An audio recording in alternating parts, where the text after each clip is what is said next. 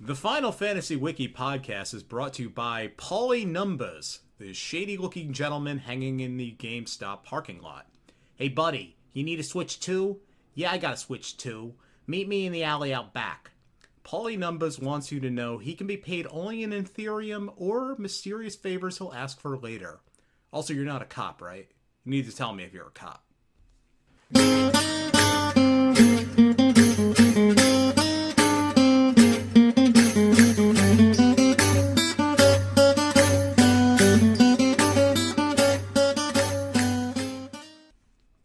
That's the intro. What the fucking... I mean, I don't know why I'm surprised by these intros anymore. It's what it is, you know. So this is the Final Fantasy Wiki Podcast. It's a podcast about Final Fantasy and Final Fantasy related topics. Also wikis, I guess. We record monthly, and then we post monthly, and then that's really the whole story. I guess you listen, in theory. In theory, yeah. In theory, yeah. Mm-hmm. So, Final Fantasy. In practice? Yeah. In practice. In actuality. So, Final Fantasy. I guess we could talk about the Switch too. We'll talk about the news and stuff. Final Fantasy will be on the Nintendo Switch 2, the new console coming from Nintendo, who make video games and video game hardware. They are going to be launching with not Final Fantasy IX, as we heavily thought. I think last month I had a called shot that Final Fantasy IX was never going to happen, the remake, but there's actually been a lot of movements on that front. We'll talk about that later. But Final Fantasy VII Intergrade has been announced for Switch 2. I don't know if it has a release date specifically.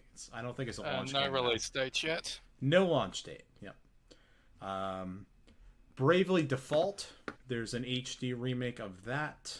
Let me see. Is there a release date for Bravely Default HD? That's launch day. That is launch day, okay.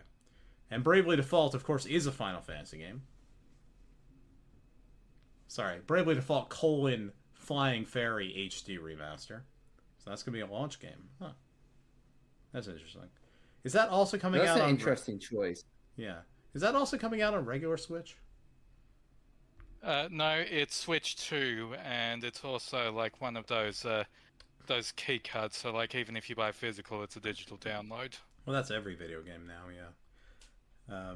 Is it coming out on anything other than Switch 2? Nothing said about that as of yet. Okay, it will come out on things other than Switch 2, obviously. But probably. Yeah, it's a June 5th, 2025 game. So yeah, it's a launch game along with Deltarune Chapters 3 and 4, the most important launch game. Right. Yeah. That is what I will be playing that day because I did not hook up with Pauly Numbers, so I don't have a Switch 2 and will not be getting one.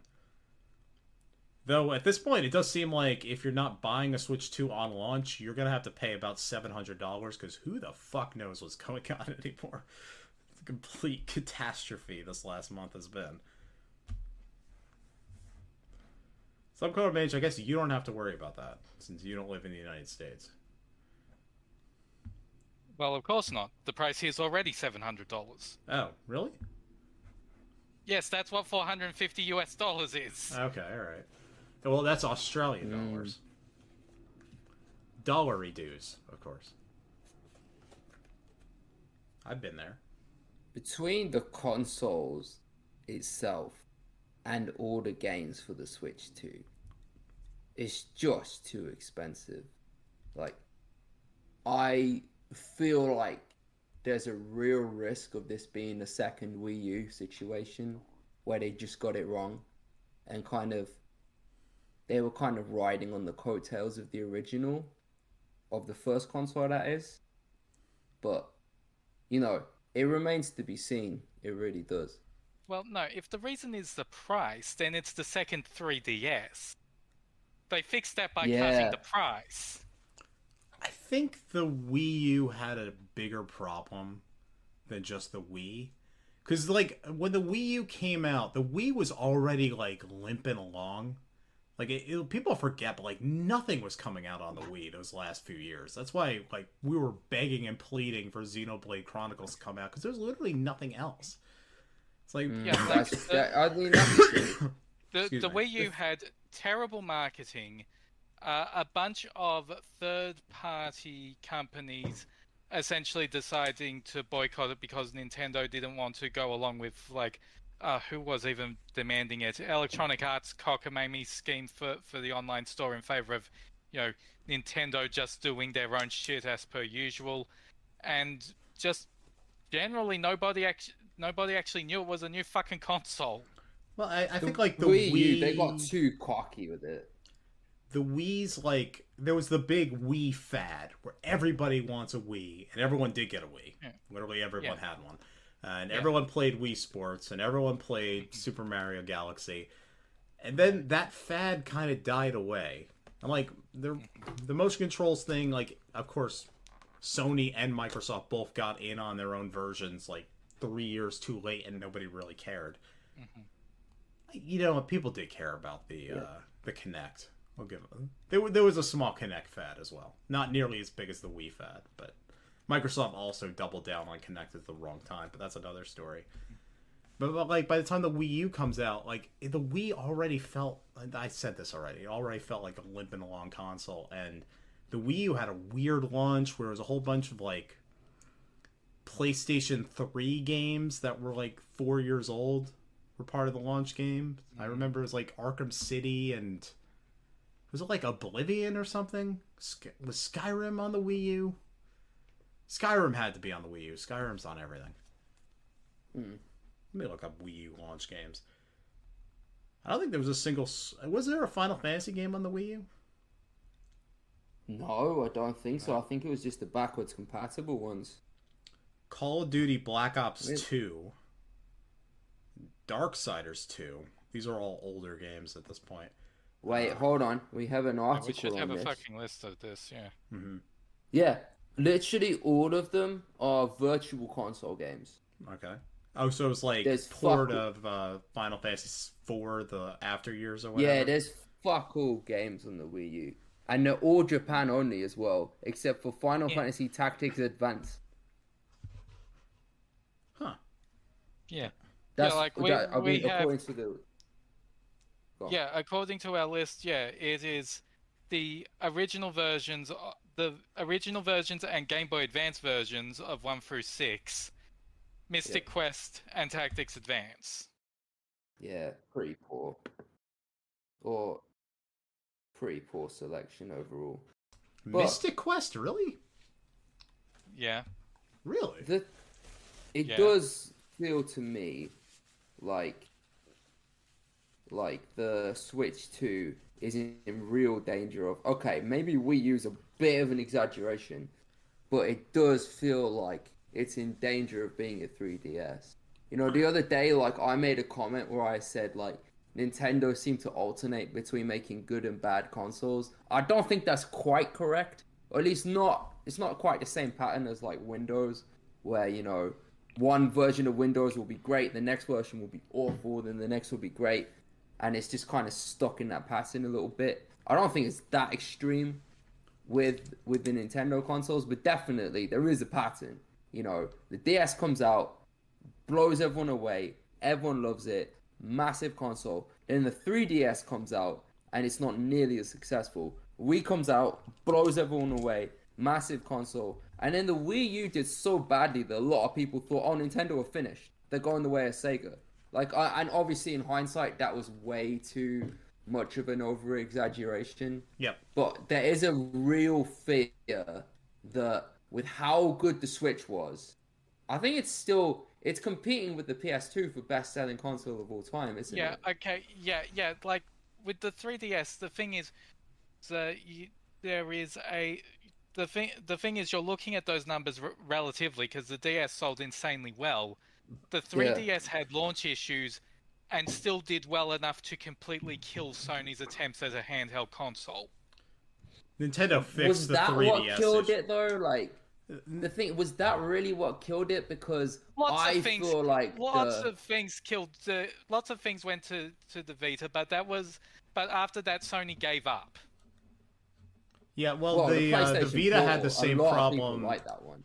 The Vita had the same problem as the Wii, where the PlayStation Portable was dead. Like it had its hype moment, and then its last few years, it was limping along. Nothing came out. Yep. I remember I went to a GameStop to get the Tactics Ogre remaster, and I'm like asking, "Hey, you got the new Tactics Ogre remaster on PlayStation Portable?" The guy's like, "They still make games for the PSP." And the PSP was only like 4 years old at the time. I'm like, what the hell's going on here? Also, nobody outside of Japan developed for the Vita. The Vita was such a great piece of hardware that was so badly supported by the developers and so badly marketed. And just by the time it came out, people are like, why am I going to get a portable console to carry around with me when I can just use my phone? Right? So that's why there's an audience that really love the PlayStation Portal. Right? That thing has a lot of people really rate that one. And then there's a Backbone, those things that they've come out for phones where you can like basically use it as a controller almost. Right, and a lot of people really rate those.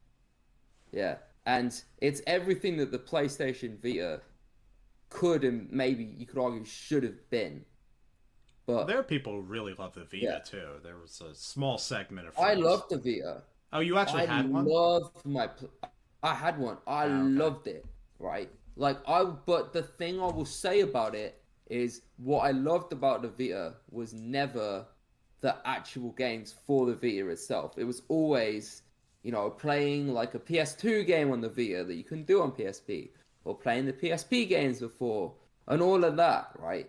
Like, it's such a great piece of hardware, and it was just such a shame about that. Like, that I was genuinely, like, upset with how badly it did, but unfortunately, it deserved to do badly because it wasn't marketed well. It didn't get support of any kind. That thing didn't get support. That thing fell on its face like immediately. I'll tell you this: in terms of handheld video game consoles, I saw the 3DS everywhere. I've seen Switches everywhere. I've seen Game Boys everywhere. I saw a Vita one time, and that was at E3 itself. Somebody had one, they were eating lunch, and there was a Vita. I'm like, oh, wow, you have a Vita. You're literally the only person. And that's the only time I've ever seen one in real life. Well, I'll say with that, and the same thing, honestly, with the Switch, right? What I'll say with it is, at least personally, I travel a lot. Yeah. Right? When I'm going out traveling, I have to carry in my bag, I have to carry my work laptop. Yep. I have to carry my iPad. I have to carry my phone, right? That's 3 devices that I need chargers for already. I don't want to carry a 4th device around. You know what I mean? Like, I don't. So that's part of why I stopped using my Switch is I never feel like carrying it around because that's an extra thing to lunk around with me, right? And that's why a lot of people really like the PlayStation Portal and the Backbone thing. It's because they're like, well, I can play it anywhere, and I don't need to carry something massive around with me, right? I know the PlayStation Portal is technically something else to carry with you, but portables, it was nice and small. It could fit in your pocket at least, almost. No, the PlayStation Portal, the new one. Oh, the Portal. No, the Portal's like huge. Yeah. The Portal's about the size of a tablet, really. I don't know if it's much bigger than the Switch. Or whatever, but there's a lot of people that really like the Portal. It has a subreddit dedicated to it, and there's a lot. You can only use it you can use that in your house, basically. That's like the limit. Yeah, I mean that's the biggest use case for it is, oh, my wife's using the TV downstairs, let me put the Portal on, or like, oh, my little kid needs to be distracted and needs to watch Bluey, let me put the Portal on, right? Like, it's stuff like that, basically. And I think there is a case where if you have a good enough Wi-Fi connection, you can use it while traveling, which most hotels do have a decent Wi-Fi. But no, they don't. I don't know how good that is. Most hotels I've been to have dog shit Wi-Fi. Yeah, I mean, it depends which hotel you go to, I guess. I'm going to cheap hotels. You might as well just leave your phone not connected to the Wi-Fi at all. Maybe it's gotten better over the years now that Wi-Fi is so much cheaper than it was, but like hotel Wi-Fi was a good way to not be able to even load up a single web page. Yeah, well, yeah, I mean, like I worry about the Switch 2 really, just based on the prices of everything. I hope they haven't completely shot themselves in the foot. But what I will say on the price being $80 is we've actually discussed this on the podcast before, you know, where when it comes to game prices and it comes to, you know, how development costs are increasing and, you know, when it comes to all of it, like something had to give at some point, right?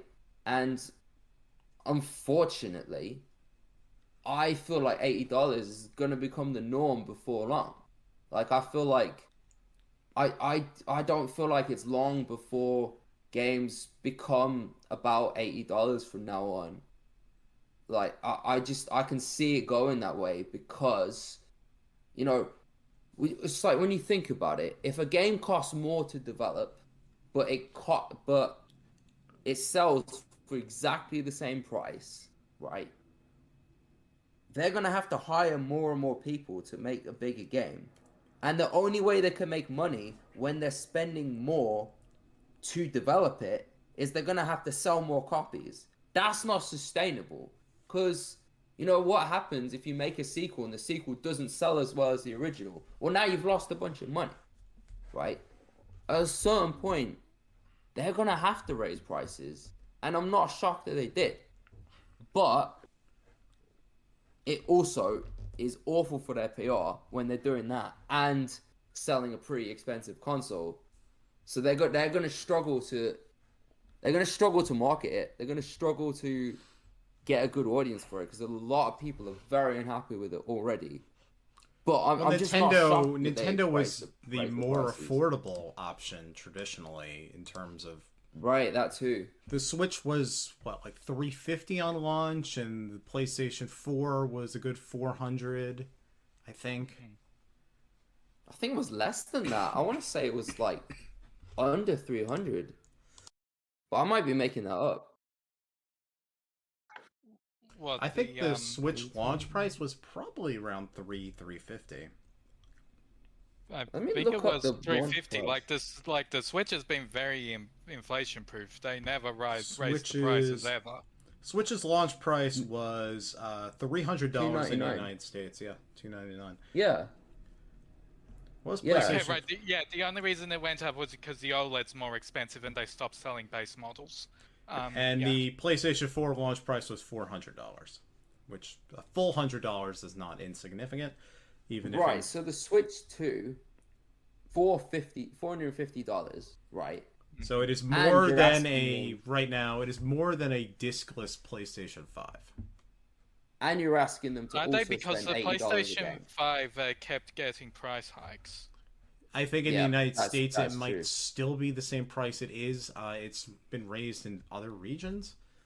Yeah, in the US the prices stayed the same, but everywhere else they increased it because of inflation for materials or whatever it was that they said. Which is fucking nonsense. Your console let your console be a fucking loss leader. But like let me just grab this right now. I can take a look at what JB who often actually you can get a PlayStation 5 digital with Astrobot for $400, which ain't bad. No, which ain't bad at all. Like, oh wait, no, this might just be the regular Astrobot game. I forget. Oh wait, no, this must be. Is this the one with the full Astrobot game or the one that is built into the PlayStation 5? If it's Astrobot, that's the full game. Okay. Because the original it's Astro's Playroom. Astro's Playroom. Yeah. There we go. Okay. Yeah. Here is what I currently have. PlayStation 5 digital 750, PlayStation 5 830, PlayStation 5 Pro 1200, and as I said before, Switch 2 700. And those are Australian prices. So, for example, the PS5 Pro right now is $700, right? Which Wait, what? Yeah. 700 US dollars? Oh, the Pro. PS5 Pro. Oh. The Pro. The Oh, PS5 normal is, well, are we on about normal as in one the with a digital disc, only? yeah. Yeah. The one with the disc, that's 500. Okay. But what's more crazy about $700 for the PS5 Pro? What the fuck are you spending? Well, what's more crazy about that is that it's $700, and also, by the way, you have to pay for a disc. Like, that's when it's kind of silly. What the fuck are you doing spending that? You know what? I've kind of been like, I think I haven't been paying as much attention to video game shit over the last 6 months. I'm like, the thought never occurred to me. $700 for that thing? You're not going to get anything for it. Well, the Pro is stupidly overpriced. I know I think I said on a previous podcast that 7 Rebirth maybe could have used a bit more horsepower to be able to read the fights a little better, but not $200 worth of horsepower. That's not fucking worth it. And yeah, like that is just the PlayStation 5 Pro by itself. 1,200 Australian dollars. Do you have discs? Oh, add $125 so that it comes with a disc drive. You want it to be able to stand up on its end in case it's too long for you to put it on its side. Something that was included in the base model for free at $50. I actually don't know where my stand thing is. I seem to have lost it, but whatever. It's really stupid. Like, the only thing you're getting for it is an extra terabytes of solid state drive. I mean, obviously you're getting much better performance and all of that, but that's, I don't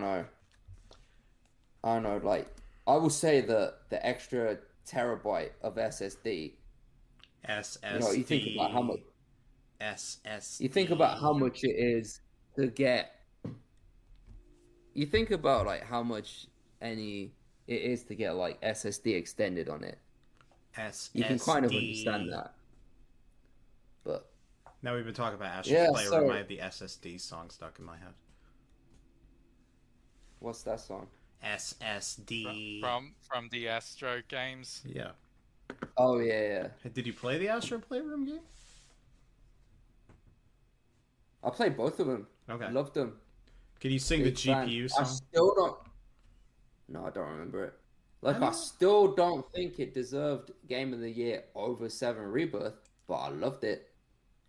I'm your GPU. GPU. I do it for you. Etc., etc. Like that.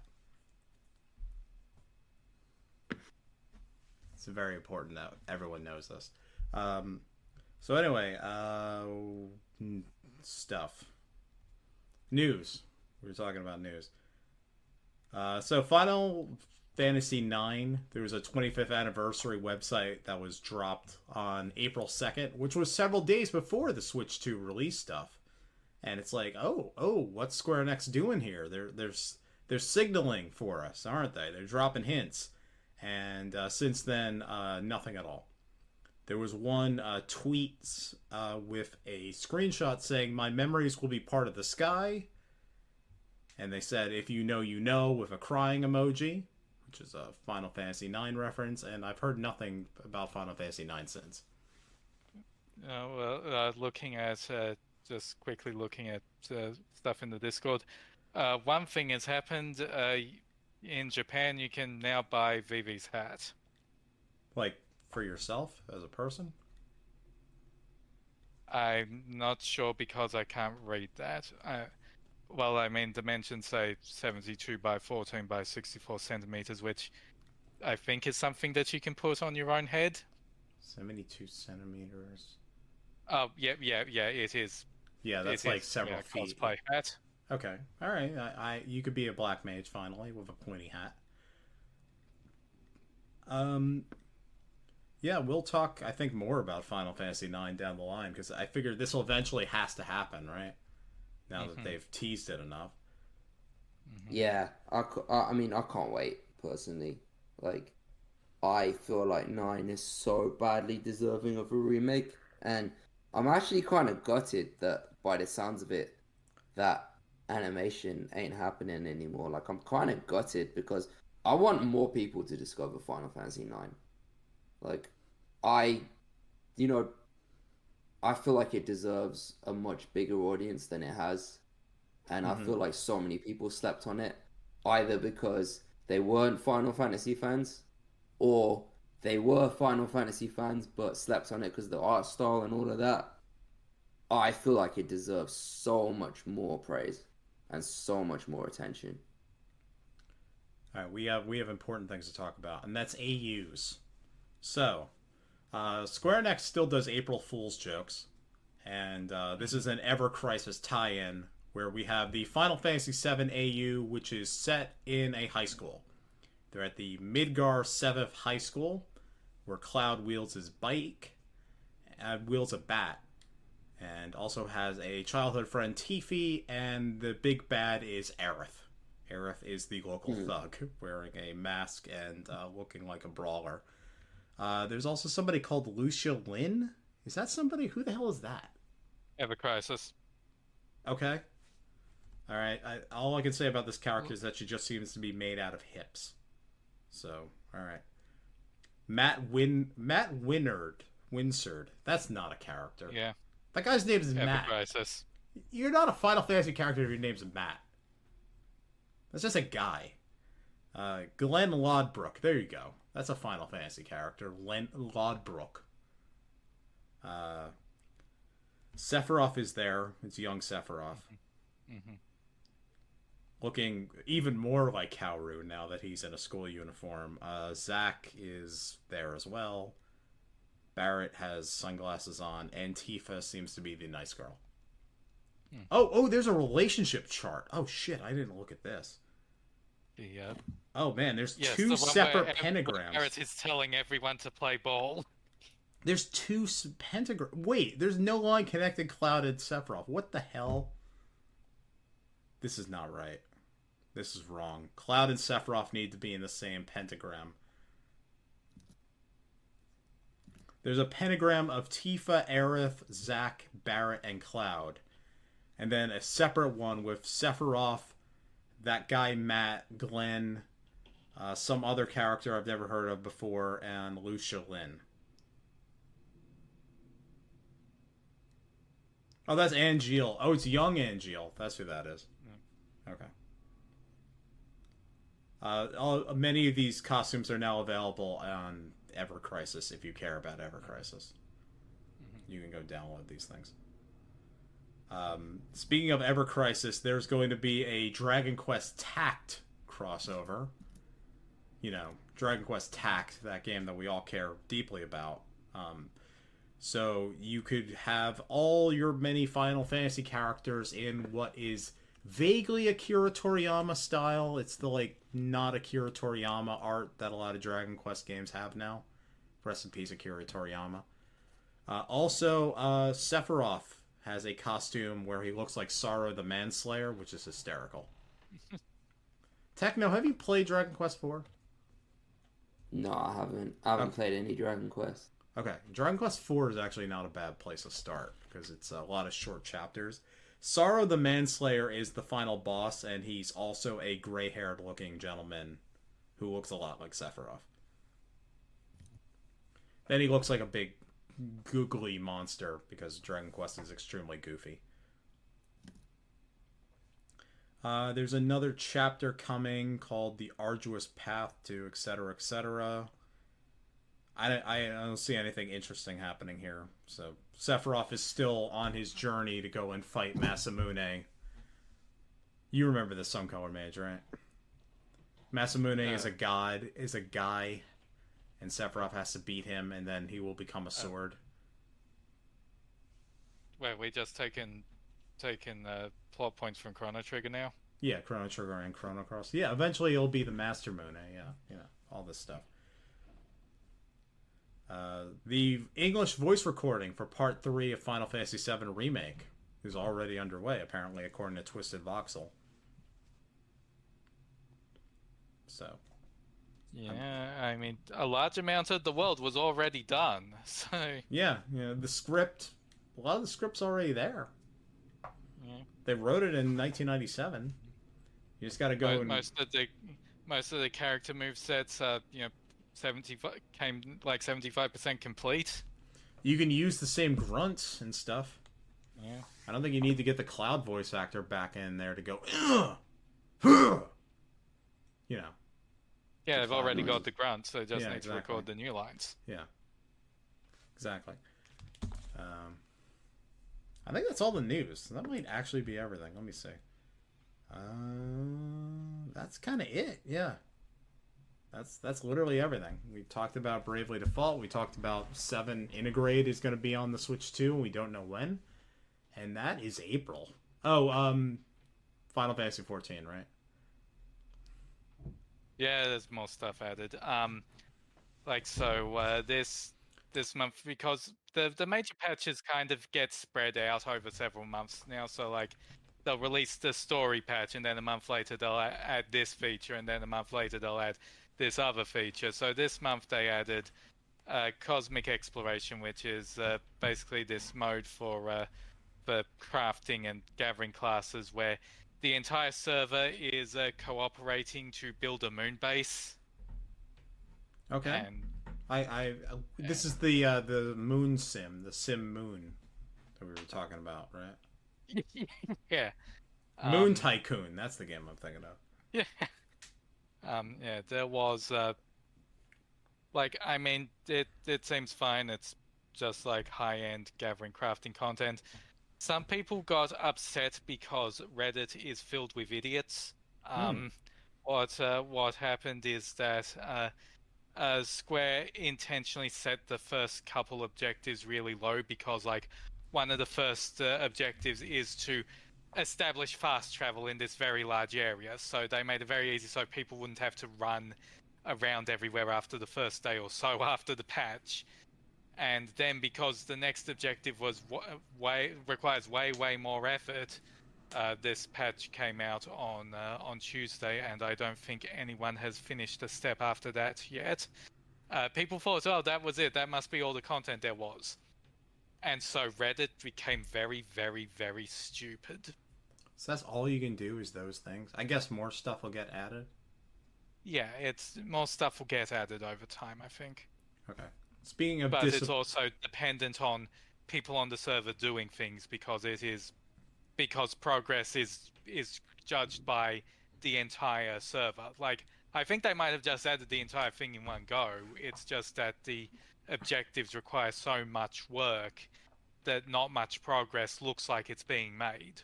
Is this like the nonsense Metal Gear Solid 5 stuff where you have to delete every single nuke in the multiplayer in order for you to get the one cutscene, and everyone's like, "Oh, this is the secret chapter 3."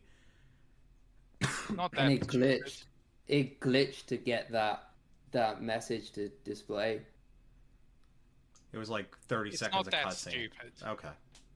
Mm. Such a lust for revenge. Oh man, Metal Gear Solid 5. Ooh. What a game where he finishes his speech 10 minutes early, and you just have to sit there while the music plays, and they just stare at each other awkwardly. Oh man, what a game that could have been. Yeah. You can say a lot good or bad about Kojima, but you have to admit that he is a master of creating awkward moments. Well, I mean, when is the new Metal Gear Solid? Metal Gear Solid 6, aka Death Stranding 2.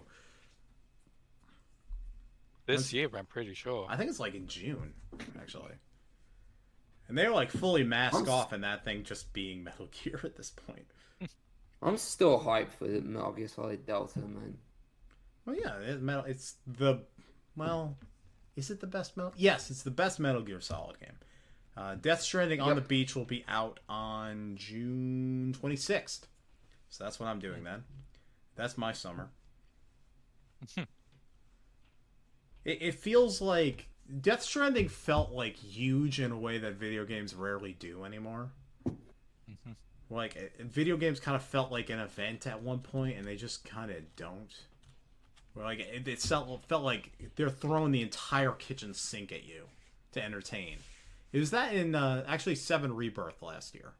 Where, like, this is like, oh my god, they're just throwing out going to every single stop. It's like, this is preposterous how much work they're putting into this.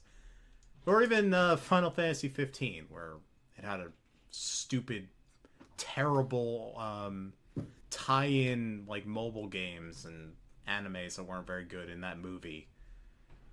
Oh yeah, that movie. That also wasn't very good. Did you see the movie? I remember that movie. Yep. Yeah, it's not. We might have to rewatch that movie at some point. It's got really poor voice acting. That's what I remember. Well, we could always watch it in Japanese. Well, not that I can assume that the Japanese voice acting is any better. I watched it in English. It's got poor voice acting, poor dialogue. It's very sloppy, really. Yeah. At least of a localization. It's a very sloppy localization. It's... I doubt any translation changes could save that, because ultimately it is taking what was the most interesting part of Versus 13's concept and turning it into nothing. Yep. Wait, Final Fantasy 15 movie's taking the 13 concept? The Versus 13 concept? Oh, Versus 13, yeah. I mean, I think this is what Versus 13 was gonna be, one way or the other. Unfortunately. Yeah. I wish it was a musical. That whole thing turned out to be. They should have let Nomura make his bad musical. Yep. They should have. I know we already made Final Fantasy 17 like 3 months ago, but we should make it a musical. Yeah, just add that to the document. Yep, exactly. I mean, we don't have a document. It's just that podcast episode. But just imagine that's a document, and we just added that line to it. Exactly. There you go. You know what? It wasn't at the Switch 2 announcement, and I really wanted it to be there. Other than Final Fantasy IX remake, Kingdom Hearts 4. It has been... I think it's been 3 years since the release trailer. And, like, nothing since then. Has it actually been 3 years? I think it might actually be 3 years. Let's see. Kingdom Hearts 4 trailer. When did that come out? It's at least been 2. Kingdom Hearts 4 trailer... April 2022. It's been 3 years. 3 years! And then nothing. Man. This takes me back, actually. Remember when we were in our 20s and you're waiting for Kingdom Hearts 3 and they would release a trailer and then not show you anything else for like 4 years? Yeah, that's the good old days. Or Versus 13, where they'd release a trailer and then not show you anything for like 5 years, I think it was, between trailers. Yeah, but on the Kingdom Hearts side, they'd always do a bunch of other stuff in between too. Like the only other thing for Kingdom Hearts at the moment is Missing Link, and that's also completely disappeared. They got the missing Which, part like, right. yeah, it's fine that it's completely disappeared, because that was not good when I was in the beta test. But yeah, there's nothing. I mean, I'm kind of disappointed. Speaking of, like, we're just gonna complain about Square Enix stuff, but like, Nier had its 20th anniversary this year. Was it? No, 15th. It can't be 20th. It came out in 2009. That's a 2009 or 2010 game. So it had like its 15th anniversary, and Square Enix's social media was like, "Hey, it's Nier stuff." And it's like, all right, what Nier thing do you have for me? Because you guys have completely fumbled the momentum on Nier. There should have been a new fucking Nier thing by now, right? Other than that Nier reincarnation thing that was crushingly boring. Oh my god. There are fans of that game, by the way. There are people who would tell you that it's a full and worthy Nier sequel. They're out of their damn minds. You have to, like, watch the cutscenes on YouTube, I guess, is the only way to get through it, because it is so boring. But there's nothing else. It's like, Where's Nier Automata 2? Platinum Games is going out of business, dudes. Get Nier Automata 2 out here. Is Platinum fully dead? Or am I crazy on that one? I feel like they're fully dead. They're making the next Ninja Gaiden game. Okay. Because I know Okami 2, I think it's getting made... Like, Clover's back. I think they reformed Clover. Yeah, Kamiya's recreated Clover, poached a bunch of former Platinum talent, and is making the... Well, it's the third Okami game, because Okami then, but yeah, they're making... Oh. They're making more Okami. Yeah, Ninja Gaiden 4 is coming out this year. Has there been a trailer for this? Yeah, but like I think a lot of people didn't notice because it's a Microsoft thing. So. Oh, okay. Yeah. Oh, yeah. I didn't know that Platinum was involved in this. Yeah, I'm not watching a Microsoft only event. Not that Microsoft's been like failing lately. The Indiana Jones game I think is out on PlayStation 5 now, and that's got nothing but good reviews. People seem to like South of Midnight. Shame it's, a Microsoft game, but it'll come out eventually on real consoles. Mm-hmm. You can decide if morally that's a compromise, considering Microsoft is currently helping the Israeli government murder people. But the whole world's fucked. So you could, I think you're gonna have to accept some moral compromises one way or the other. Yeah, but I can pretend to be morally superior because I never gave a fuck about Microsoft's consoles in the first place. Mm-hmm. Yeah, that's one way around it. Yeah. So it's like the endless debate about J.K. Rowling, and it's like, okay, even if you do separate the art from artists, her art has been shit since halfway through Harry Potter. As a kid, like, Harry Potter was the biggest damn thing in the world other than Pokemon. Pokemon was always bigger than Harry Potter in my life. Man, do you remember the day when the book came out where Dumbledore died in, and literally the next day you went to school and all anyone could talk about was, holy shit, Dumbledore died. And you're like, what the fuck? I haven't even bought the book yet. Or I haven't even started it. I think I was old enough at that point that I was already on the internet and people were spoiling it like crazy. By the way, I wasn't. Snape kills Dumbledore, everybody. Mm-hmm. I wasn't. I was like, yo, what the fuck? Like, I was so fucking livid. I was like, how are you gonna spoil that shit for me, man? Like, I was gutted that got spoiled. When did Half-Blood Prince come out? That was like 2000. Was that like 2005? My girlfriend loves those books, but honestly, I can't remember a thing about them. Yeah, I got up to Order of the Phoenix, and then I discovered, Half-Blood Prince came out 2005. I was 14 by that point, which is not that too old to be reading Harry Potter, but I had already moved on like Stephen King by that point. Also, I realized at a certain point that I didn't actually like Harry Potter. I just liked my mom reading to me. It's like, this world and this wizard crap I actually don't care that much about. Or whatever. Harry could get with Cho Chang. Whatever the fuck. Very, very similar. Like, yes, the final book was one I just read by myself, and it was like one of the most boring experiences I'd had to that point. Yeah, Order of the Phoenix has like a climax that's about 300 pages long, and it is completely incomprehensible to read. Like, I was reading the whole thing. I'm like, what the hell's going on? There's a room with brains and shit. I'm like, oh man, this is going forever. I just watched the movies at a certain point. So anyway. Yeah, and then when they did the movies, it's the last book that needs to be 2 films, not the one based on the book that's so large that you could use it as a weapon. Was the last book not the longest one? Because I never read it. No, it's much shorter than Order of the Phoenix. Order of the Phoenix is the longest one. Okay. Order of the Phoenix, the movie, is not bad. I say this, like, fully admitting that J.K. Rowling is, like, a person that you need to put in the garbage.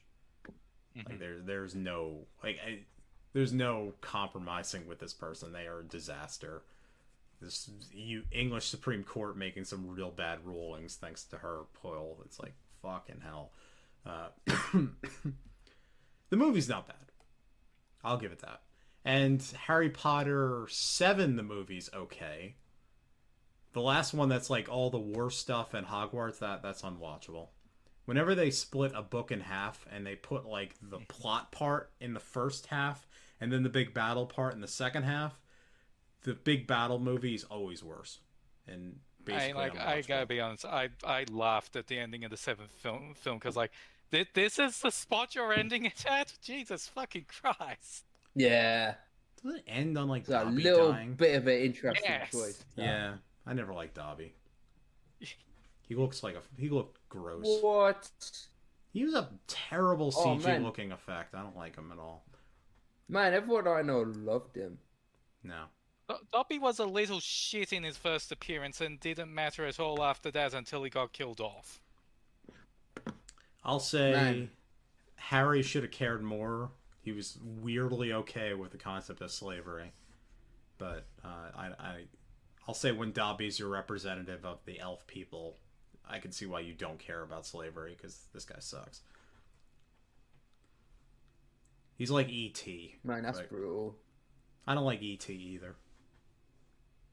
There's a great tweet where it's, if E.T. had landed in our neighborhood, we would have killed him with hammers. That's always been my thought of E.T. Yeah, like that's understandable. I definitely would have a greater urge to hit Dobby with hammers than E.T. though. Now, if Gollum were to land in my neighborhood, I think I'd be cool with Gollum. Gollum is supposed to be gross, and that makes it fine when he is gross. Yeah, maybe, but depending on the circumstances, I think that might change to hit him with hammers because he's a fucking atrocious being that should just be erased from the face of the earth, versus actually having to hit him with hammers as a self-defense. Hey. Gandalf said that lots of people who lived shouldn't have... Oh, wait. Lots of people who died shouldn't have. Who was to decide? I can't get this quote exactly right. But Gandalf had good wisdom on this. And he was right. It turns out that Gollum did need to live, and he did need to eat some of Frodo's fingers. Didn't work out great for Frodo, but for the world, all's good. Shame about his fingers, though. And then he had to go live in the Undying Lands early. Hanging with the angels. Yeah. So Final Fantasy. I don't think we, do we have, a proper main topic for this episode, or is this just, we're just gonna shoot the shit? We could talk Final Fantasy IX if it's relevant again. Honestly, when you posted that in the channel, I assumed that was the topic for today. Yeah, I guess. I guess it could be our topic. Okay. So Final Fantasy IX, it was a video game. It stars a kid named Zidane, who meets a princess Is he really a kid? He's kind of a kid. How old was he? How old was he? He looks like he's 13 years old. Zidane Tribal. Not to be confused with Zinedine Zidane, the footballer. Yeah. Oh shit, he is. He's 16 years old. What the fuck? He's 16? He's 16 Yeah. years old. He's a short 16. Yeah. Fuck you know.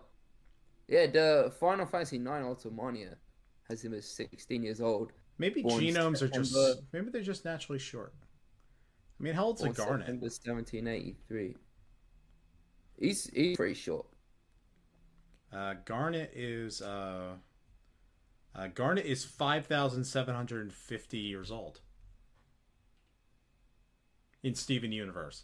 As for Garnet Final Fantasy IX, Garnet Final Fantasy IX, she is, according to the Final Fantasy Wiki. I went to Wikipedia first, but that's not useful.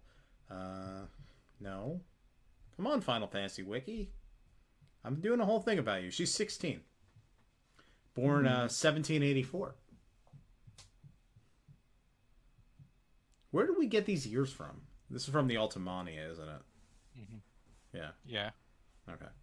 I like that Final Fantasy IX has actual years and Final Fantasy VII has, like, random Greek letters.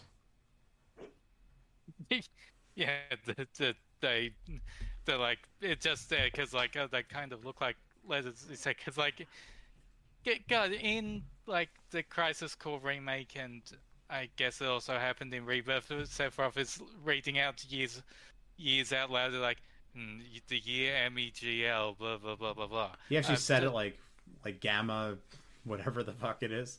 No, he read them out as if they were English letters. Okay. This is like, the new season of Andor opens with a title card that says it's for BBY, which is amazing to me. I think it, like, makes the BBY signature, like, actually canon. That's actually the calendar that they use in Star Wars Land, which, if you don't know, is before Battle of Yavin, which means the first movie, the 1977 movie.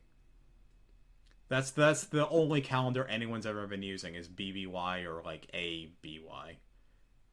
Yeah, like, I guess they were just like, you know, they didn't know what BBY meant when they were using that timescale before this one battle happened. Yeah, But, it's hey, like, what's this Battle of Yavin gonna be? We've been counting down all these years. It's like in when you were in ancient Greek times. You're like, what? Who's this Christ that we're before? Only a few years ago. He seems pretty important. All right. So Final Fantasy IX. So Zidane meets Garnet, rescues her. He's a thief, and then there's Steiner, and then there's Quina Quen and Vivi, of course, and Freya. I think that's everybody. Wait, there's one other. There's Amaranth. Easily forgettable character. What is it? Amaranth? Amaranth? I don't know how to pronounce it. to be fair, by forgetting him and then remembering and listing him here, you have remembered him more than the game does. That was the most disappointing character for me. Like, think about. Well, I should love that character because I always loved the monks and I always liked the ninjas. He's both a monk and a ninja, and he's garbage. Like, or I don't know, maybe that's a bit harsh.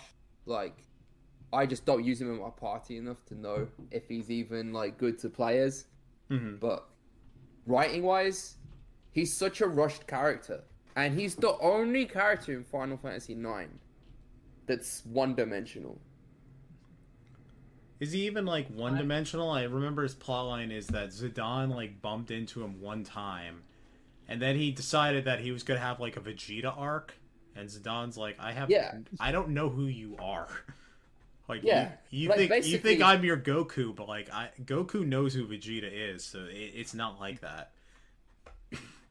Yeah, basically what it is, like, he was a god at one point, and Zidane stole from him. So he said, I'm gonna hunt for revenge against Zidane.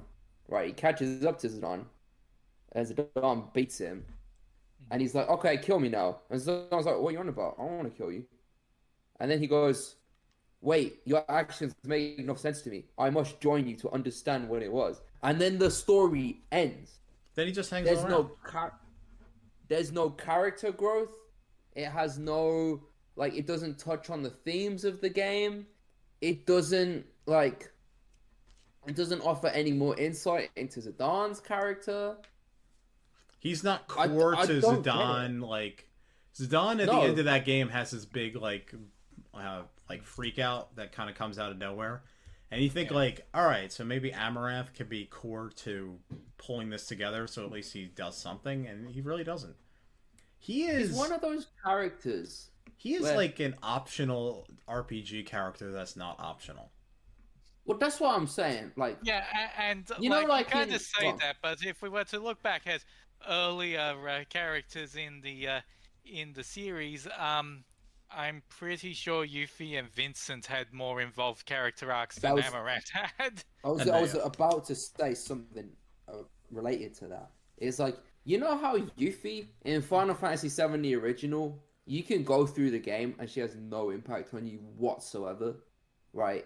And, you know, if you don't recruit her, she obviously has no impact. If you do recruit her, the most memorable thing is that one side quest that everyone hates, which is why a lot of people had a negative opinion of Yuffie. But then, you know, obviously, come back to the remake project, and suddenly she's like one of the most fleshed out, beloved, like one of the best characters in the game, easily. Like, it's probably my second favorite character, in fact. Like, Amarant's one of those characters where if they remade it and, like, fleshed him out, I'm sure he might be alright. Like, because clearly they were trying to do something with that, but I guess they didn't have the space for it. Like, they didn't, you know, whether that's space in terms of development time or whether that's space in terms of, you know, pacing of the plot or whatever. Like, that, and, you know, Freya's another one where you look at Freya's story and that one completely fizzles out. She's another one who was very underutilized. Another one that should be beloved. Freya has more to do in that game because she has like a whole town and is core to a major like plot point. Oh, don't get me wrong. You never even is Amarant. Do we even know where Amaranth is from? Like, what is he? I don't think we do. I know Final Fantasy IX has a lot of weird like animal races and stuff, but he's like a Frankenstein person, and we never really find out what he is. I don't think anyone else looks like him. He's not a hippo, man. He's you know so what's irrelevant. really funny about Amaranth? He is like, I think, the only character ever whose Amano design looks more normal than how he's presented in game.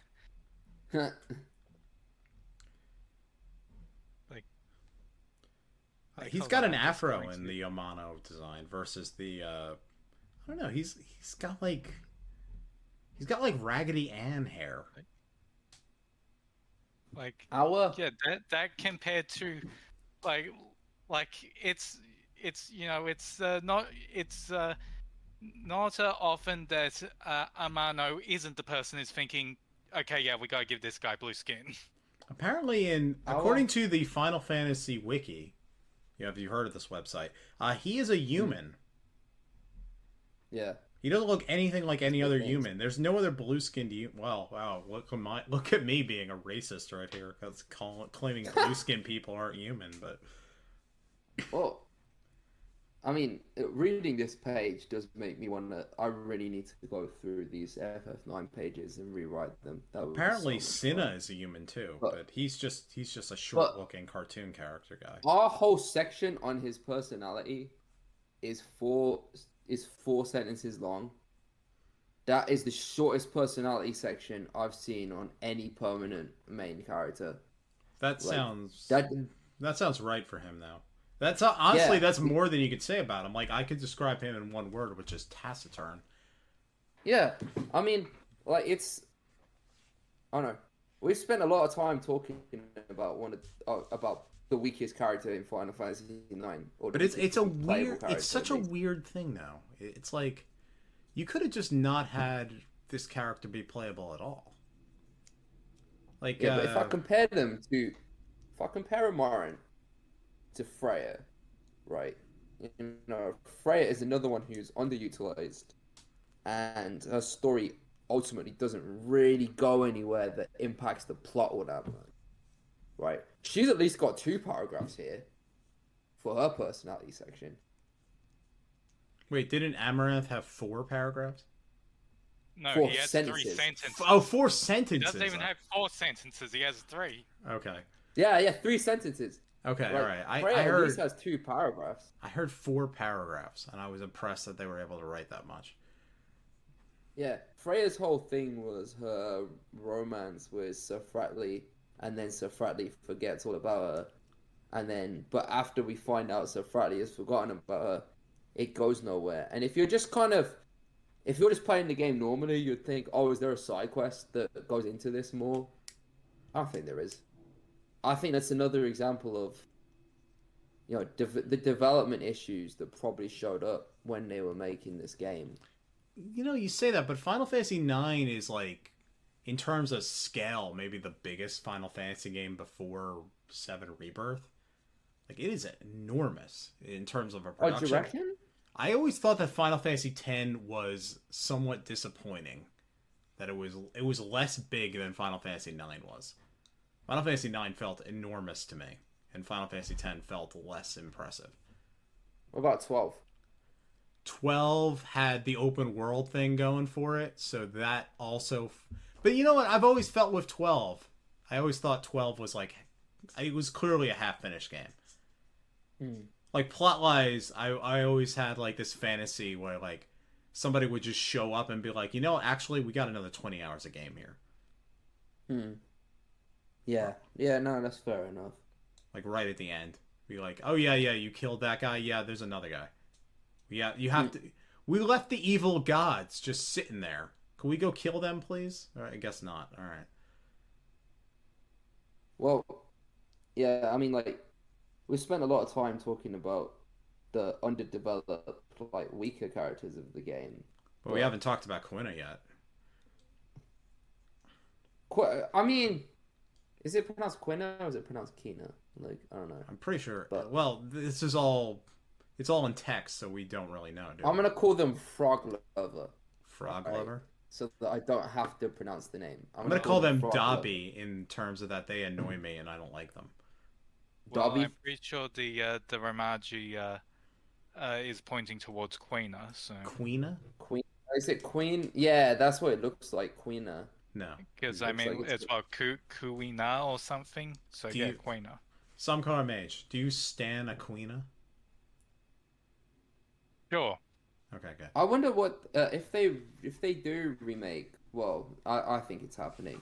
But in the remake for this game, I wonder what they're gonna do about Queen's gender, right? Because I think they'll just leave it as is.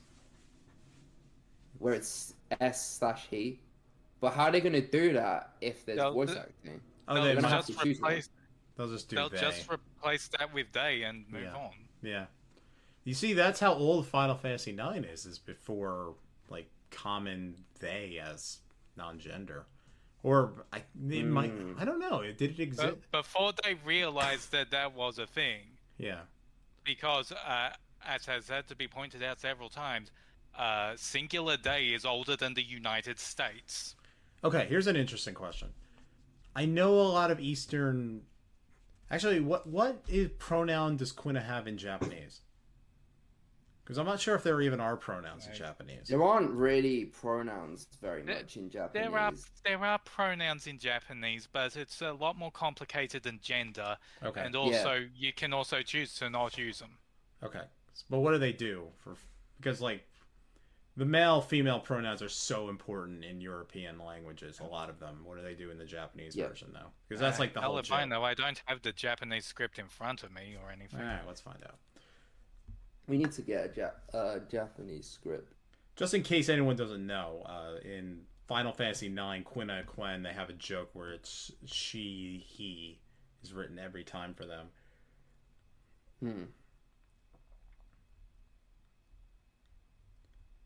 Japanese pronouns. You talk amongst yourselves. We'll find out. All right, let's see what Wikipedia does.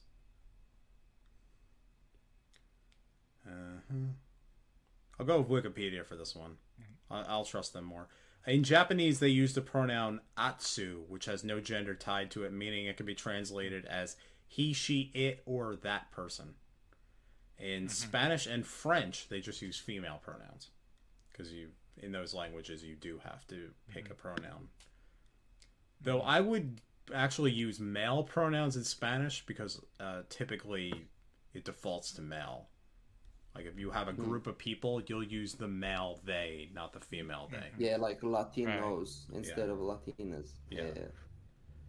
But I'm not sure how trans people choose to work things out in Spanish, so I'm speaking out of turn. Latine these days. There's like an E? But yeah. Oh, they've come up with they've like created their own. That tends to be what they use these days. Like Quina is one who, Brew Magic is always a lot of fun. in most games it's in, Uh-huh. right? But Quina's was the Quina blue magic was so annoying because so many times you'll try and eat the target to learn their blue magic, and you'll just get the message, "I know can eat," and then you just can't you can't eat them, and it's so fucking difficult to do that. So that made me like really not enjoy using Quina very much. Mm-hmm. Right, that and the frog catching shit is so fucking annoying. But I bet you someone's come up with like so many different strategies for how you can like use Quina as the only party member to win the game or some shit. It's one of those characters. It's like Kate Sith in Final Fantasy VII Original, yeah. It's like so many people have come up with all these strategies, like how to beat Sephiroth with like one Kate Sith ability on level 1 or some shit, right? I bet like Quina's just one of those characters where if you spend the time to figure out how to play him, then it's amazing. But it's just so much effort involved, and that's not even getting to like the story stuff where Quina didn't really do much story wise. I think Like, everybody in this awful. game, I think everyone who's ever played Final Fantasy IX defaults to a basic party of Zidane, Steiner, Vivi, and then it's either Garnet or what's her name? The little girl. Aiko, thank you. Because that pulls you into the classic Final Fantasy party of Thief, Knight, Black Mage, White Mage. Also, those just tend to be the characters most relevant to the story. They are, yeah. They are the 5 most relevant characters, depending on Garnet or Aiko. Basically, the only way you could get some competition in there is if they had decided, oh, wait, who the fuck is this Amaranth guy? Let's just come up with an excuse to let Beatrix join. If Beatrix was there, then Steiner would be out of the party. I'd have to make that move, which is tough because then you're losing your Magic Knight. But you don't really need that late game anyway. Magic Sword, I don't think was that useful late game. It's more of a early game thing.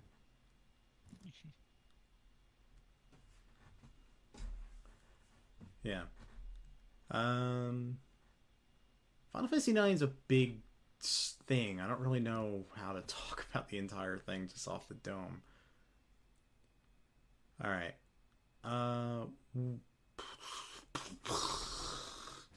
Just make noises to fill time while we think.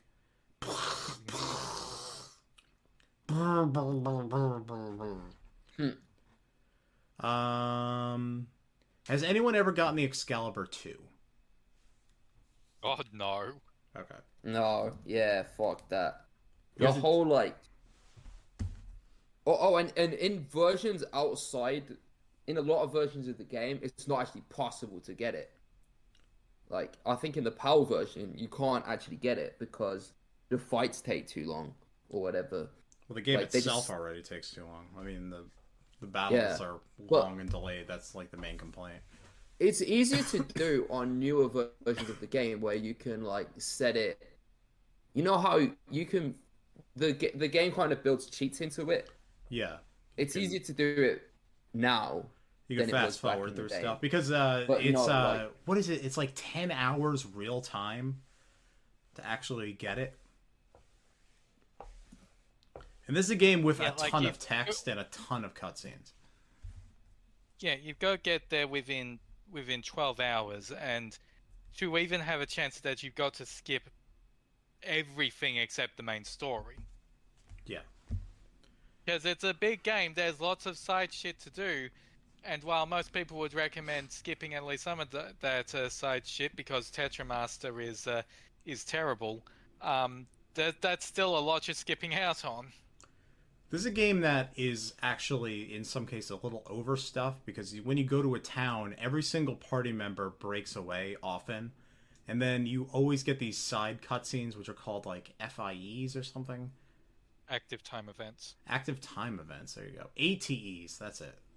Not for your entertainment. Rest in peace, the American DVD store that used to be in malls. But, yeah, so every time you go to a town, there can be like 6 of these things. And in some cases, it gets a little abusive. I think there's a reason why no other RPG has ever done this system. Even though a lot of them are fun and humorous, it's a lot of cutscene. And some of them are just like Quina doing bad shtick. And it's like, I did not need to see any of this.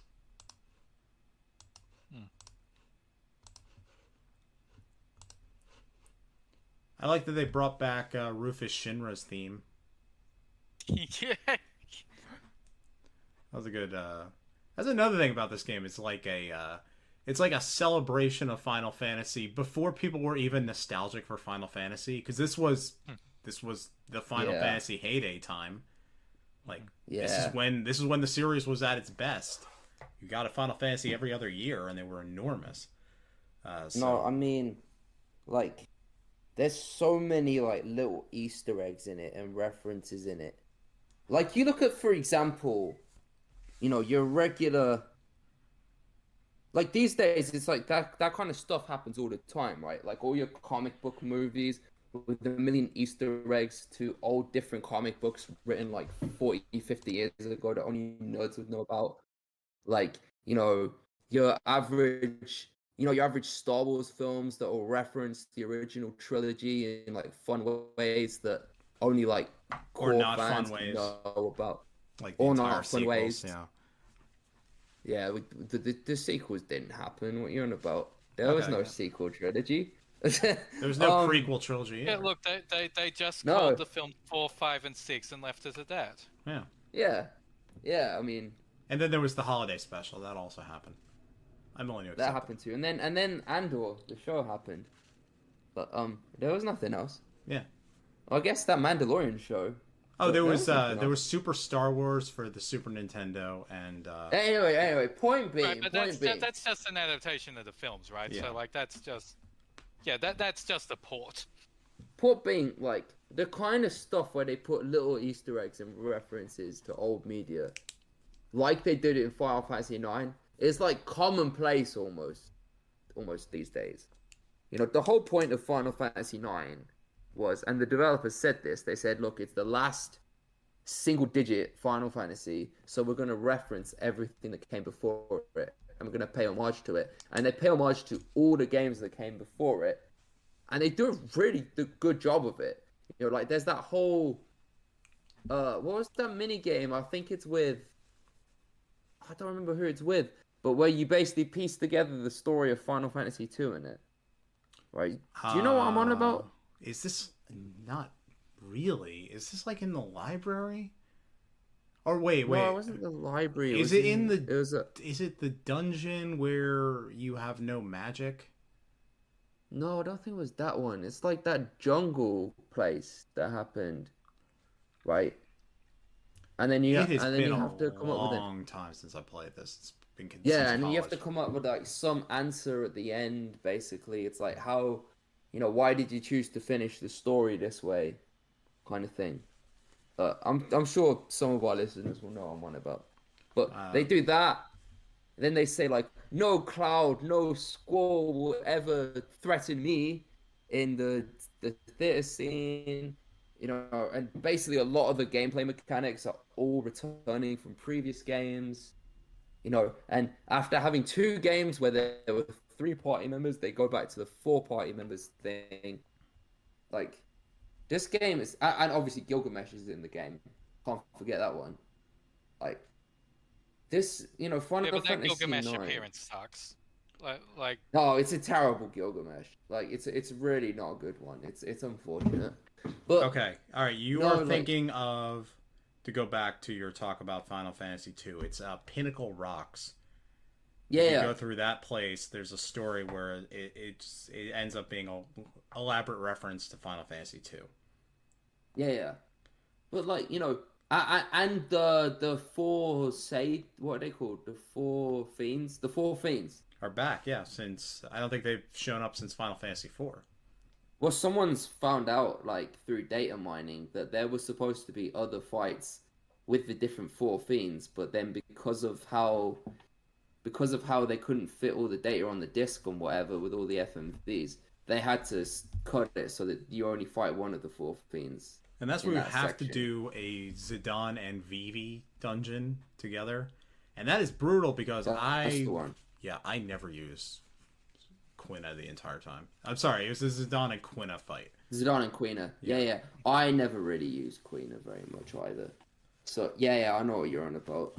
That's a tough fight. No, I mean, like, Final Fantasy IX is so good for all of that stuff. Right, for how much... It's clearly a love letter to previous games in the franchise. And I would argue, you know, if it's the last, like, classic Final Fantasy, I think it's the second best one of the classic ones. I think only Final Fantasy VI is better. You know, some would argue with me on that. Like, I can't really think of many things that Final Fantasy IX does wrong, aside from the few underdeveloped characters we listed at the very start. You know, you could maybe argue that there's too many mini-games, but the mini-games are almost like a product of their time. Well, you could also argue that about Final Fantasy VII, and the mini-games in this are better than... They're better than they are in Final Fantasy VII, at least. In Final Fantasy VII, they are complete dog shit. There was that long stretch from Final Fantasy X to Final Fantasy VII Rebirth when there were fuck all mini-games in the series because they went out of style. Well, 13 so the mini-games there was plenty of mini-games in 13 too. You could do the fucking clock thing. Everyone loves that fucking clock thing. I forgot about that one. Yeah. Yeah, but there's this long stretch where there's fuck all mini-games in this series. So the mini-games are almost like a product of their time. And then there's that. There's like, you know, the actual mini-games themselves, by the way, are really fun. A lot of them, like Chocobo Hot and Cold is that's the one. It takes a long ass time, but it's such a well developed minigame, you know. And even the worst minigame, which is Tetra Master, that one sucks, but you don't have to play it. You do once. Like, it's optional. There's one time you have to play it. But in Lindblom, in one of the many long Lindblom. Lindblom is an area in this game where the plot always kind of comes screeching to a halt. In one of the many long visits there, you have to go do a Tetramaster tournament, and the best thing to do is just lose the first round because you don't want to play any more of that. Oh no, it's shit. I don't think anyone actually knows the rules of Tetramaster. No, I mean, like, I don't know what they're going to do with that in the remake, but... Just let us play Queen's Blood, please. Well, the thing is, Tetramaster has a bunch of RNG, which is just... no. Or it's just quite silly. Just add Triple Triad from Final Fantasy VIII. Just be like, all right, here's Triple Triad. A lot of mods have done that. Oh, really? That's funny. Yeah, you could do Triple Triad or, just, Queen's Blood. Yeah, people have modded the game. We could just play Balatro instead. People have modded the game to put Triple Triad in instead of Tetramaster in Final Fantasy IX. Do they keep the Final Fantasy VIII characters in Triple Triad, or do they redo it? I don't know. I don't know how the mod works. Okay. But I know that's basically what they did. That's extensive and impressive. But even that, Tetramaster itself is a reference to Final Fantasy VIII. It's another example of the game paying homage to everything that came before it. I can think of one thing that's not good about Final Fantasy IX, which is the limit breaks in Final Fantasy IX are not good. The trans system, that system sucks. Like, it is one of the poorest things about the game, easily. The fact that it just happens is really annoying. It is a very... Exactly, it's the fact that you can't control it. It feels like an old NES game where you go and collect all the power-ups and then immediately you go into a super mode. But it's the end of the level, so I have no use for this super mode. Batman just turned into a Super Saiyan. I can't use this. It's worthless. Oh, I have one. I accidentally did a random encounter with a level 1 goblin that hit me for 5 damage, and that was all it took to send me into trance. So now I'm in fucking trance mode against this level 1 goblin instead of against Ozma. Yeah. Mm-hmm. It's very, very difficult for you to farm up trance to use it in a strategic place. Mm-hmm. And it very rarely, like, when it does come up, it, like, comes up so infrequently it can't be trusted, and it's not like... It might save your ass sometimes, but... I don't know. Even Zidane Trance has, like, so many moves that you rarely use them. Solution 9. Mm-hmm. Solution 9, hey, Final Fantasy 14. Remember that game? That game is... It's that almost game's like this all... is the Final Fantasy 9 expansion or something. Yeah. Well, Final Fantasy 14 is like Final Fantasy 9, the MMO. Because everything in that game is a reference to something else.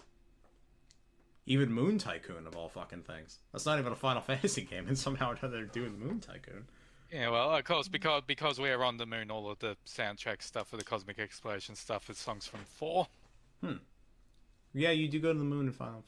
Yes. And Final Fantasy because everyone would like to ignore that the moon was involved in 8 in any degree. Yeah, that's a weird plot point in Final Fantasy VIII. That's really weird, that all the monsters just come from the moon. Yeah. 8 is a really weird game.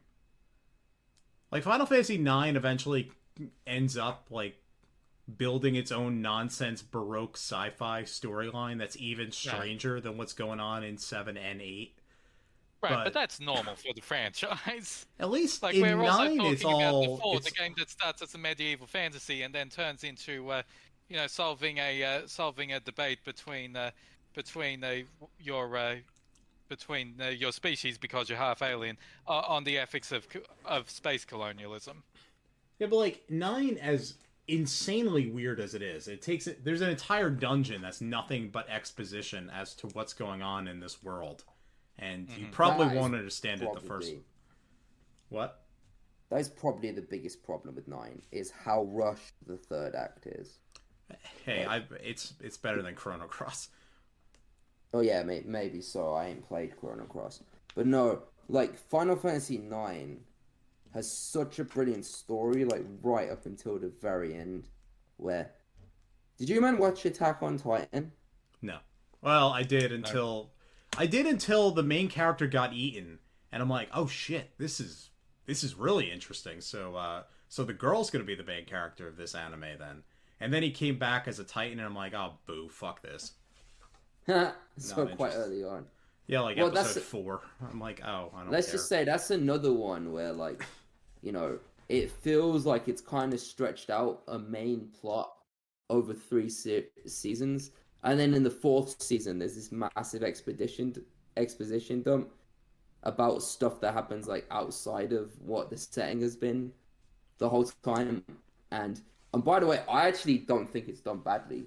But it does feel like it almost comes out of nowhere a little bit and feels a bit kind of, oh, the story was about this and now it's about this whole other thing.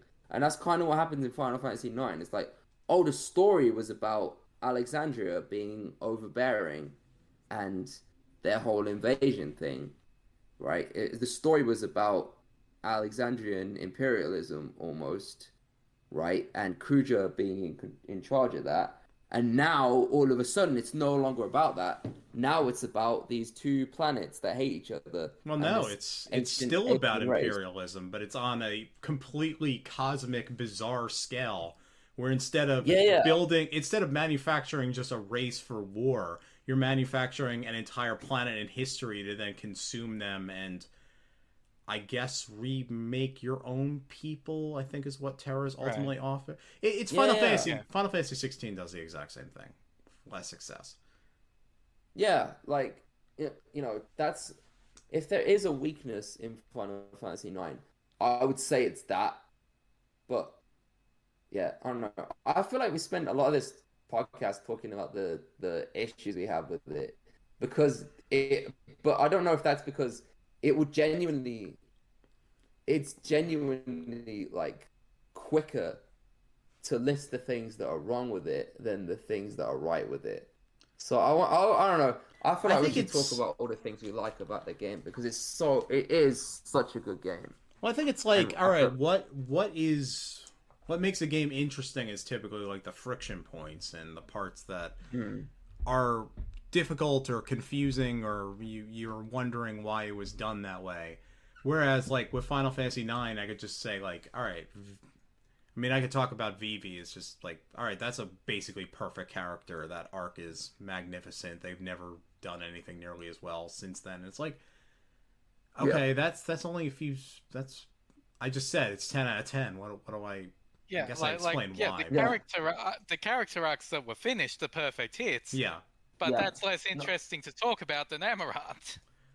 I mean, I can say that, like, all right, Garnet cutting her hair is like, that's a great cutscene right there. Mm-hmm. Right. So I have a different opinion on a lot of people who love this game. Where my favorite two characters are Steiner and Garnet, because I love how well their character development was done in both cases. Like, for me personally, I find Steiner so relatable because he starts out as such a blockhead. He starts out and he's so like dogmatic in his view that like, no, we're the good guys, you know, Alexandria are the good guys, and everything my queen says must be correct and she must have a reason for it. And Zidane is a filthy brigand, he's a filthy thief, and he can get stuff, right? But then over time you see how his worldview gets shattered, and he's so resistant to it at first because he's been so brainwashed, but then over time he becomes like, I don't know. And even before that, when he's a bit of a dickhead, he's just so funny. Like, he's such a comic relief character that he doesn't like annoy you. You know Bender in Futurama? Like, Bender is such an asshole. Like, everything he does is wrong, but he just makes you laugh so much that you don't care. And that's Steiner for me. You know, Garnet is the same thing, where Garnet, she had a more narrow kind of view on life, but that's because, you know, she's literally been a pampered princess her whole life. And then it's just seeing her come out of her shell is such a wonderful, wonderful story. But a lot of people think Zidane's the best character, and I can't really disagree with them. Like, I can't argue with them on that. Like, Zidane has such a good character arc. Zidane is like, I think it's tied with Zidane and Zack as to who the most likable main character in the series. Well, they're very similar kinds of main characters in terms of... They are. They're mostly, unlike Cloud and Squall, who have no social skills whatsoever and have to be dragged along basically by their party in order to become full people. Zidane is like, mostly has everything figured out, to the point that like at the end of the game they have to pull like a out of nowhere plot point that he's unable to trust anybody. It's like, where... Yeah, when was this? When did this come from? And then like they settle it in about 10 minutes, so the problem gets solved. Well, I will say with that, I had the same take as you did, but recently, you know, we were talking about it in the Discord, and then someone in the weekly discussion mentioned that the "You're Not Alone" scene was their favorite scene in the game. It's a great scene in terms of production, yeah. It is a great scene in terms of production. Music, but they were mentioning like how much they felt it meant to them and all of that. You know, this whole thing where Zidane, like, he's such a selfless guy throughout the whole story, and then, you know, now he has to be selfish and he's not good at it, kind of deal. And it kind of shows like the toll that takes on you, almost like the toll it takes on you trying to be selfless the whole time, because it's not easy to never look out for yourself and look out for everyone else. Like, and honestly, when I was playing the game, none of that ever like really resonated with me. I never understood it. I was kind of like, this feels like it's come out of nowhere kind of deal.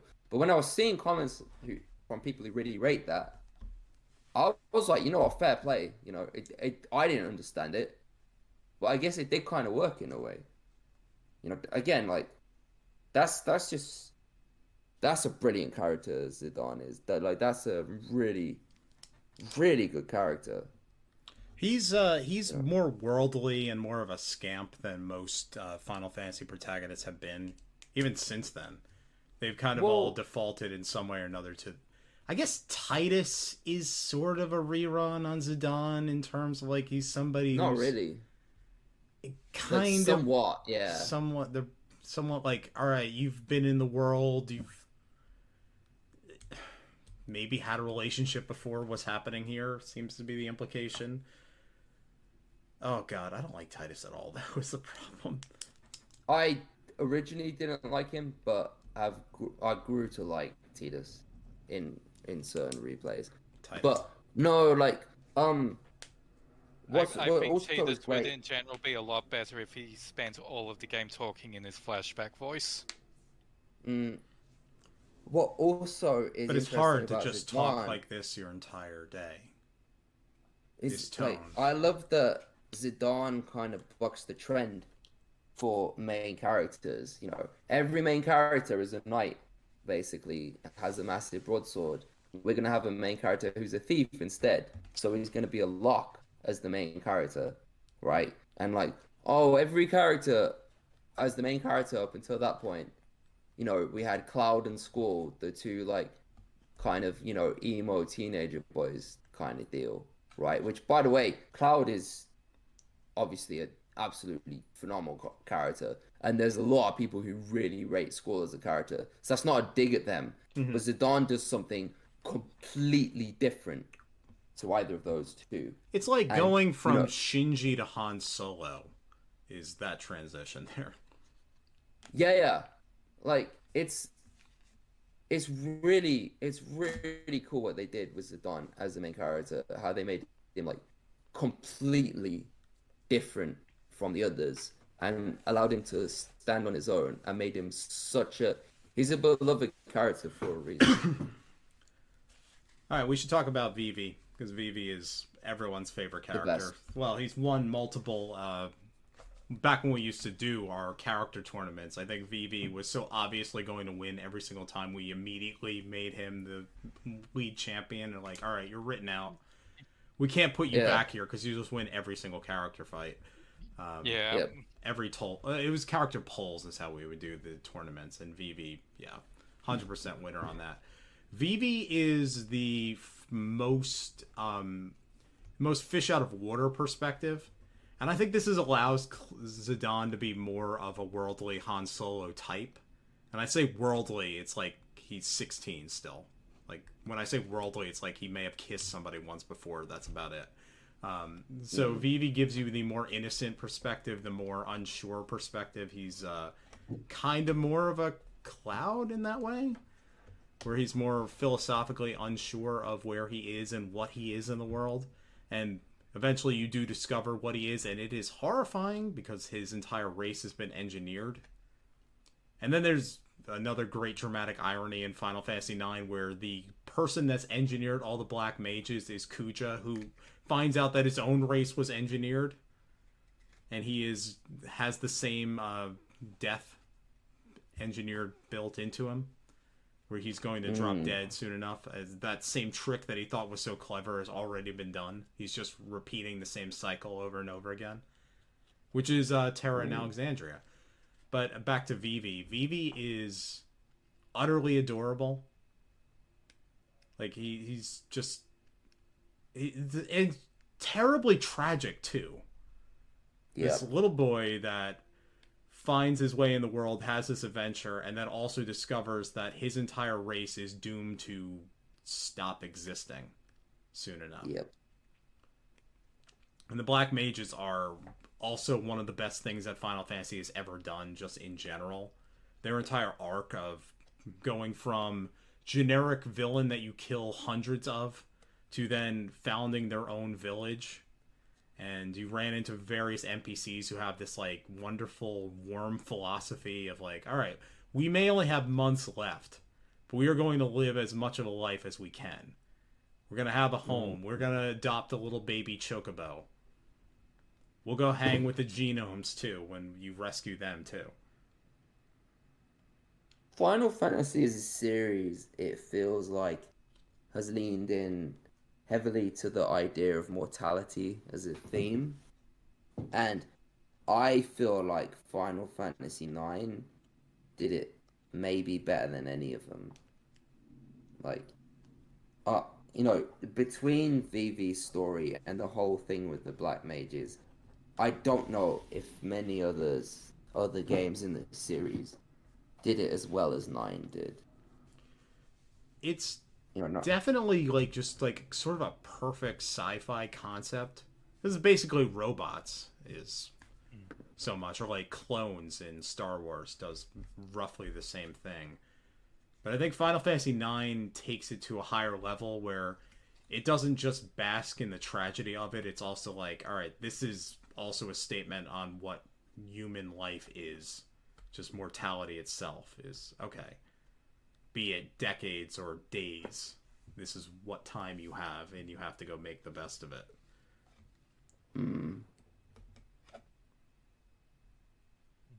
But then also a planet has to go absorb another planet. So then we have to get all Baroque and bizarre with our sci-fi. well, yeah, they do the whole mortality theme with Kuja as well. Like, Yes. Kuja as a villain. And His that- whole deal is he refuses to accept mortality as a concept. Yeah. And when he finally, kind of, you know, realizes there's no way around it, he's like, oh, well, what's the point of life if it's not permanent? You know, if I'm not going to be permanent, then nothing can be permanent. You know, it's like he has a really like kind of babyish reaction. But it's also the like a whole deeply sympathetic one where before Cujo was just an asshole. Yeah. And it's like, all right, this is my moment of triumph. And it's like, ah, crap, I got like days left. You got, like, he gets Right. screwed out of his moment of victory. No, I mean, Kuja, a lot of people have Kuja as one of the all-time series best villains. For me personally, Kafka is clear of him, but I completely understand why anyone would put Kuja in their top 3 or even their favorite villain in the series. He's like throughout the game, he's so threatening, like, and he's just such a menace the entire time. He's really kind of impressive. when you think about it in terms of like an engineered villain that betrays its master, it's again, yeah, it's a Kefka, it's a Sephiroth, where I think there is something also sympathetic about Sephiroth discovering what he is and like that moment of horror and betrayal and Yeah. deciding to make, like, I think that's what makes a really great Final Fantasy villain, is that moment where you think, you know what, they actually have a point.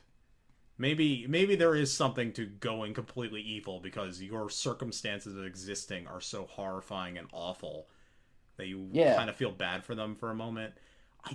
Has Final Fantasy done this lately though? I think they did it they tried to do it in Final Fantasy 15 with Hat Guy. Oh yeah, Yeah. Arden. Arden is my second favorite villain. I think Arden is the one thing that 15 really got right. Yeah, let's see. We have Arden. I guess you can point to the base motivations of the Asians from 14, but you know, that is still a pretty different example. 16 I doesn't mean, do it because Ultima is just not. Ultima ain't it. Ultimately, the Fal'Cie in 13 are raging against their creators. Yeah, but you're also, the villains of 13 are the fucking creators. In their stupid, opaque universe shit. I mean, yes, you can also agree that yeah, Pulse, Lindsay, and Detro were all fucking idiots. But yeah, it's. But I mean, at that point, you are agreeing with the antagonist. You are agreeing with Orphan. So... I will say, if Seymour is in Final Fantasy X is an attempt to do Kuja again, Kuja is well fucking clear. Well, Seymour is almost a subversion of it because Seymour is a complete failure. And that almost makes him funny. Seymour. He's like, this is the character who always betrays the main villain and becomes the main villain. This is a classic RPG move. Except Seymour just totally fails along the way. Yeah. I would not, in general, believe anything in 10 to be a response to anything in 9. Because you gotta remember, 9, 10, 11 were all announced on the same day. Mm-hmm. Yeah, I mean, that is true. They were developed in tandem. Yeah. That's true, yeah, but you know, it was just pointed out earlier that in some ways, Tidus has some vague similarities to Zidane. Well, it So is I all don't the think same company. These guys are all they're swimming in the same. Yeah, I don't think waters. you can be completely like disregard it. But no, I mean, like, yeah, I mean, Kuja, really, really good villain, and it's interesting because I actually didn't think Braun was a bad villain before Kuja takes over as the main villain. Like, I actually thought Queen Braun was a decent. I Was a don't. Was decent there? villain. Did we ever get any more depth to her other than that she just wants to conquer everything? Or the depth was just that Kuja pushed her into it. So Yeah, we but don't it's not know. like. What is her deeper psychology? Why does she want to conquer things other than, I'm evil and I want to conquer things? It was that Kuja was making her, basically. That's what Yeah, it was. but like, It was what we how? learned. Well, what we learned from all the people around her was before Kuja started putting those thoughts into her head, she was all right. But like, yeah, no, is I it just agree. mind control or is there actually something there? Yeah, no, I agree with you. We could definitely, there could definitely be more exploration into that. There could be more depth added there. But no, there isn't a lot of depth. Final Fantasy XVI's Ultima is Garland again, but done less well. Pretty much. Garland from 9. 9. Yeah. Yeah.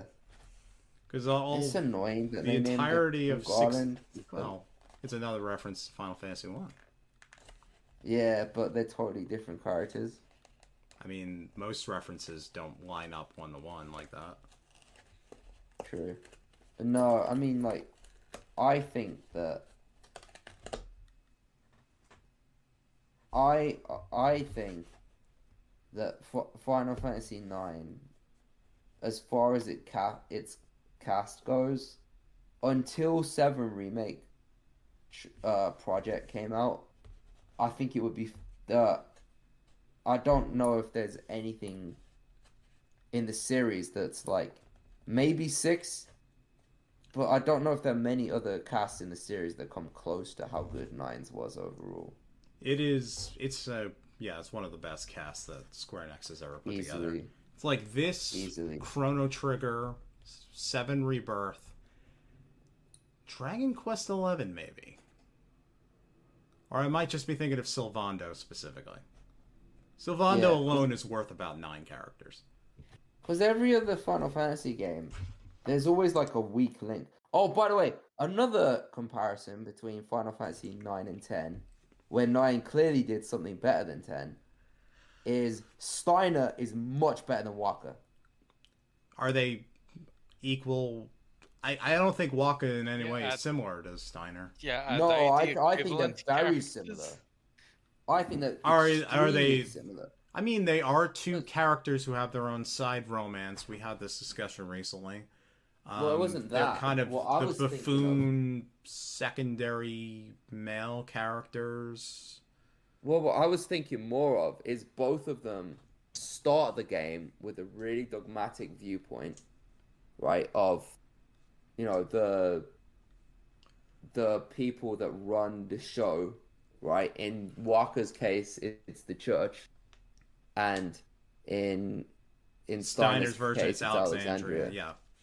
Yeah, they both start out with this dogmatic viewpoint of, they must be right about everything, they must be correct, and a lot of prejudice toward, in Steiner's case, it's prejudice towards Zidane and being a thief and whatever. Waka is the whole racism against the Al Bhed, right?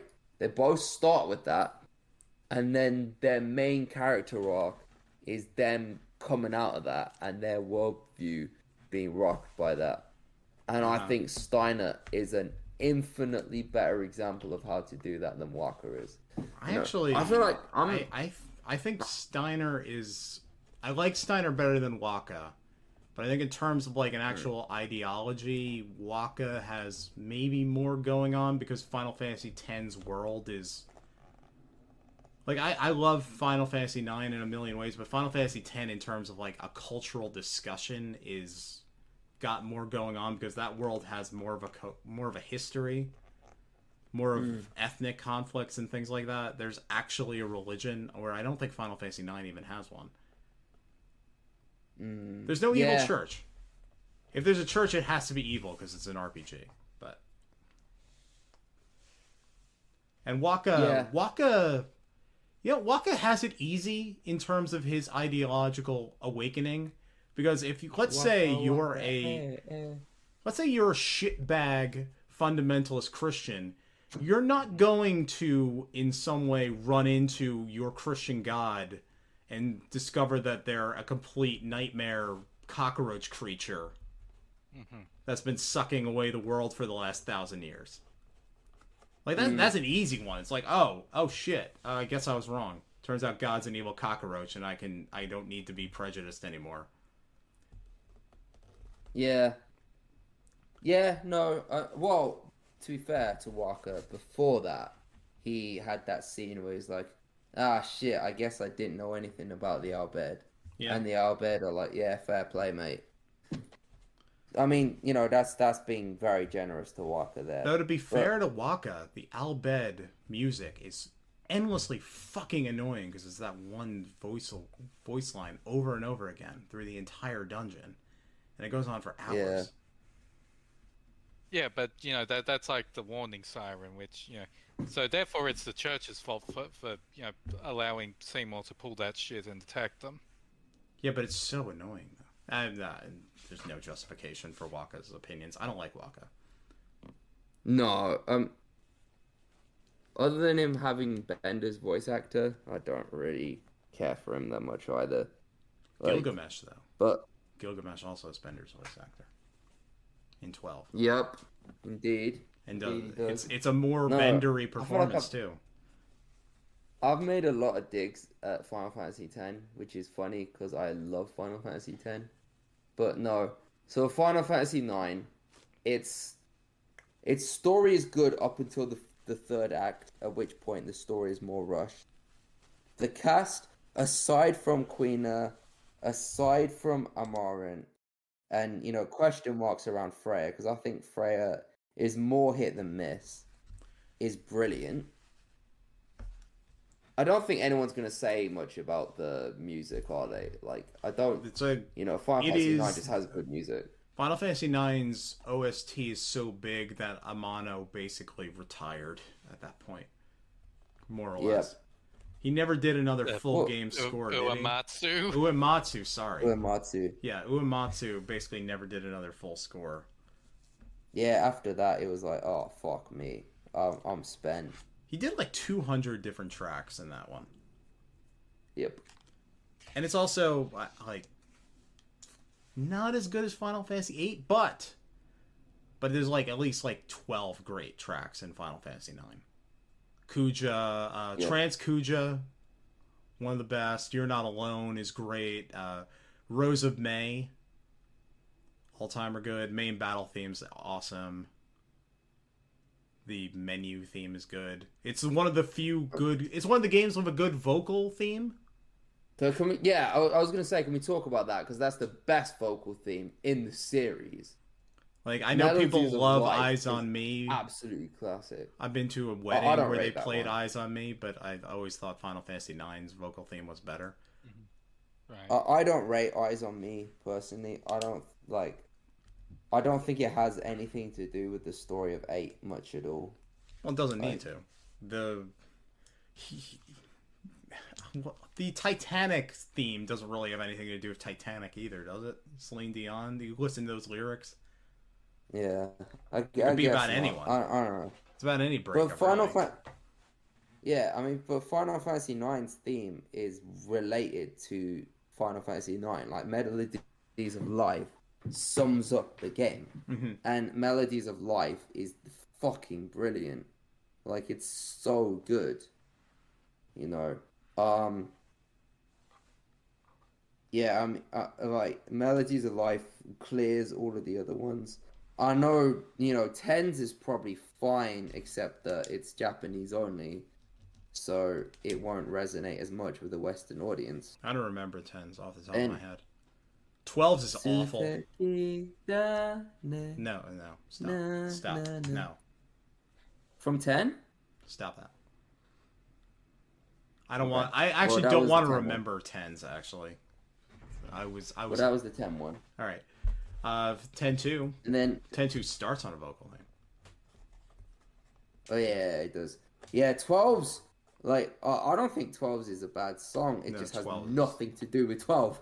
12's is It dog has- shit, and its appearance in the game is like tonally all over the place too. It's like this is the end. We're like having our emotional kind of coming together moment, and then all of a sudden this like J-pop song starts. And it's not a good one. Yeah, I guess that. 13's is good. No. Well, the Japanese one is good. The American one's awful. What the My Hands? What's the name? Yeah, it's all right. My Hands is fucking terrible. You don't like it? No, it's awful. Okay. That Also, might be the like, worst if we are one. judging based on thematic relevance, then yeah, 13's gets a straight 0. It's about just hands. something that it's just Oh, something yeah, that I they mean- threw in because they thought they needed to make things more Western. No. Do you Okay, well, fair fucking, enough. Well, do your fucking actual song. maybe the hands are Vanille's summon. It's got a lot of hands. Well, fair enough on that. 15's Stand By Me. yeah, That Florence one's and the good. Machine Stand By Me. That's good. I mean, it's a very This- well performed version of Stand By Me, and I guess it is thematically relevant, but like, it's still a song that already existed. Yeah, I know, but like if you're gonna go make a vocal theme for your game, get one of the best singers in the world and one of the best songs of all time. It works. It's easy. Yeah. And I don't even know what 16 Yeah. says. I don't know. 16. Oh, I don't know. Or That would 16. But- that would be the song that played at the start of the ending, Moon Gazing, I think it's called. Not ringing any bells here. Oh, 14 seven has the remake ones. 14 has the goofy what it was like. What's the one in 14? We were just watching it last summer. Which part of 14?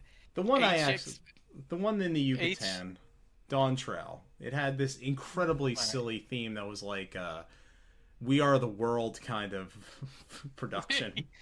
The one with the music video where Soken and Koji Fox break into someone's bedroom. I haven't seen that, but sure. The 7 remake ones are both all right. All right. It is I getting don't late think- here, and I feel like we're kind of running out of Final Fantasy IX stuff. Yeah, so basically, what we're saying is this game was one of the best ones. I don't think it's a perfect Final Fantasy game. It might be the closest to a perfect Final Fantasy game, though. But, It is. you know, It is a Final Fantasy game. I think we can all agree on that. we can definitely agree it's one of the Final Fantasies of all time. It is the one that, if they were to stop the series, if they had ended on any one of them, I think Final Fantasy IX would have been probably the best one to actually call a Final Fantasy. I'd be sad that we Yeah. didn't get the last 20 years of all kinds of nonsense discourse. Even if we didn't get the clocks in Final Fantasy 13 too, as terrible as that fucking minigame is, I'd be sad to not have that in my life. But Final Fantasy IX would have been a really solid place for the series to end. I agree with that, but I also think that I'm so glad for the stuff that came after it regardless. But look, you know, Final Fantasy IX, absolute classic video game. It did so much right. It made mistakes here and there. Like, one mistake I don't think we got to is that the battles in 9 are a bit too slow. Yeah, overall. I think I mentioned that where we were talking about Excalibur 2, and I'm like, yeah, the battles are pretty slow. Yeah. And there's a lot of The random battles encounters are in a that bit game too too. slow. High There's a lot of random random encounter encounters. rate. It's got a Skies of Arcadia Yeah, problem, and I- actually, when you put those two together. Yeah, and I do think like that there can be some there can be some mechanics in that game that can be a little bit frustrating. But overall, it's an absolute classic. It did much more right than it did wrong. And, you know, like, if the rumors are true that the remake of 9 is similar to how Crisis Core Reunion was, that would be perfect. Because that, to me, Crisis Core Reunion was the perfect remaster of a game. Like, basically, did you play Crisis Core Reunion? Yeah, I did. Oh, okay. Finished it. Loved it. I mean, as we said on our podcast on Crisis Core Reunion, it's basically like that was the perfect remake of the game. Like to improve Crisis Core any further, you would have to significantly change that game. Which I'm not saying don't do it. I mean, you can do a lot of things to make Crisis Core a lot better. Like, you could put fucking maggots in that game, but you should have put maggots in Crisis Core.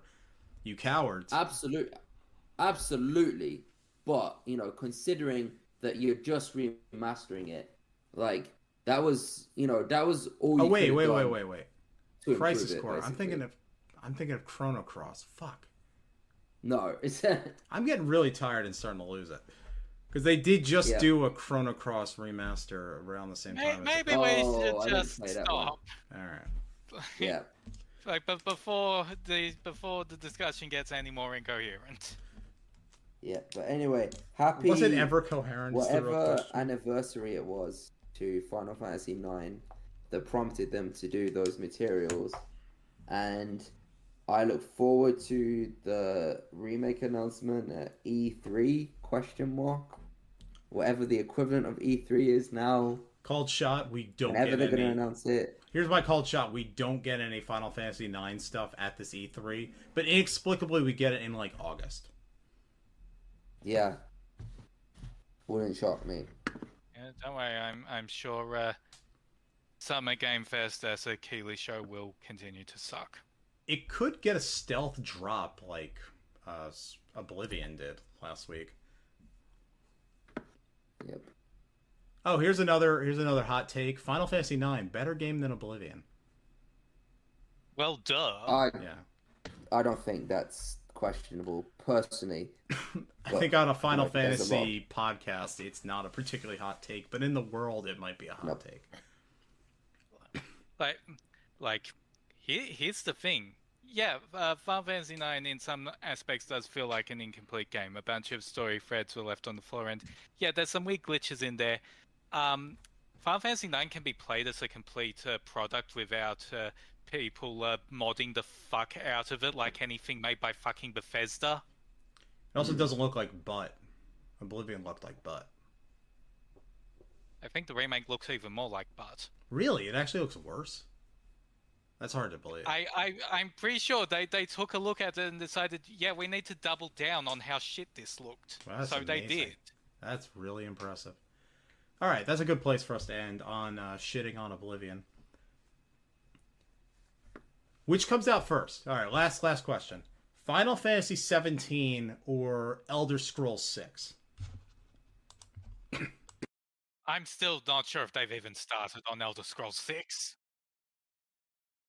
They haven't even started production on Elder Scrolls 6? Yeah, I mean, that is definitely a real possibility. I don't know if that's the case. But I am still holding fast on my expected release date of 7 Remake Part 3 as January 31, 2027. Okay. I think that would be way before Elder Scrolls 6. Okay, but 17, like a full Final Fantasy numbered one. Oh, right, 17. Sorry. Yeah. No, 7 Remake 3 is going to be before that, almost certainly. Obviously. I'm not sure if they've started on 17 either. I think if they started work on 17 today, they would get it done before Elder Scrolls 6. That I agree with. Yeah. And we will never ever get another Fallout game. Bethesda will cease to exist before we get Fallout. It'll take them until 2040 to make Fallout in the next one. Anyway, this has been the Final Fantasy Wiki. The song is La Montana de los Jovenes Caballeros by the OC Ruin, OC, etc. You know, that stuff. That was SomeColorMage. That's Yeah, Technobliterator. it was. I'm BlueHighwind, I think. And I am literally half asleep right now. Mhm. All right. Right. Good night.